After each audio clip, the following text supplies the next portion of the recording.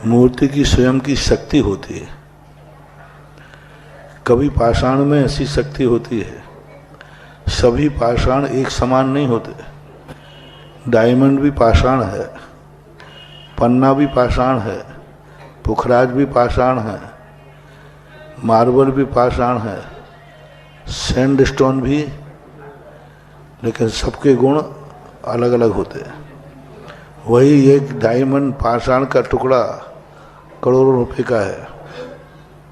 क्या है? पाषाण तो है, पृथ्वी का है, जीव है, दोनों पाषाण में कोई अंतर नहीं है, लेकिन उसका एनर्जी लेवल जो है वो बहुत बड़ा हुआ होता है।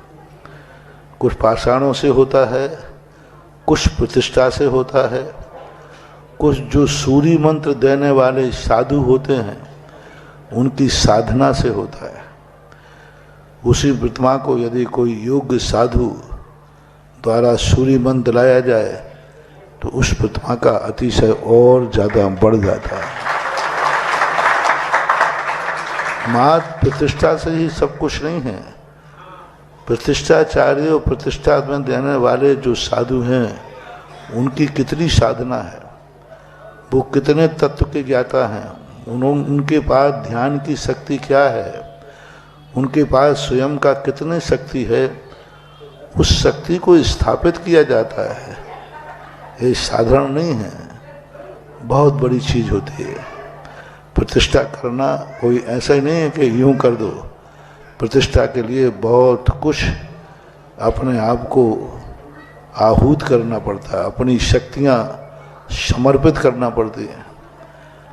अपनी शक्तियों के माध्यम से एक पाषाण को भगवान बनाना, तो इस अपेक्षा से भी मूर्ति में अतिशय आते हैं। गोलाकोट की मूर्ति आज बहुत अपने आप में एनर्जी लेवल उसका बहुत बड़ा हुआ है।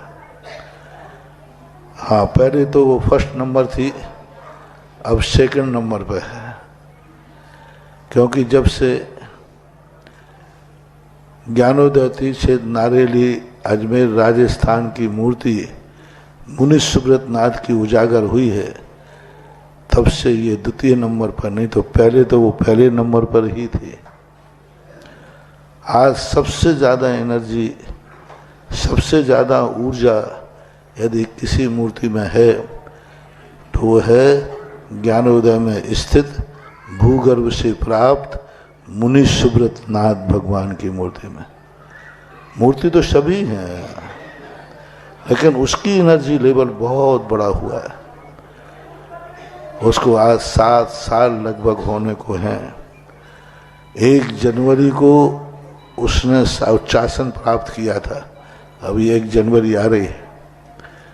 1 जनवरी को उन्होंने अपने भूगर्भ से निकलकर वर्षों तक भूगर्भ में रहे, यहाँ वहाँ घूमे, अदालतों में गई, कहीं भी गई, रखी रही, अनेक संकट सहन करने के बाद 1 जनवरी को 7 वर्ष पहले उसने उच्च स्थान प्राप्त किया था।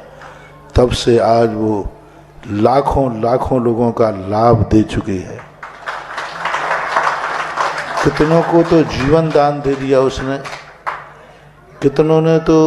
कितने लोगों को उसने कोरोना में बचाया, कितने लोगों की दुख दारिद्र्यों को दूर किया।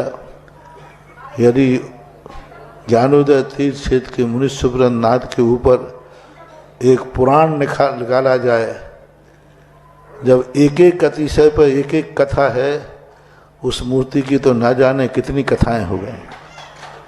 हजारों पृष्ठ का पुराण बन सकता है।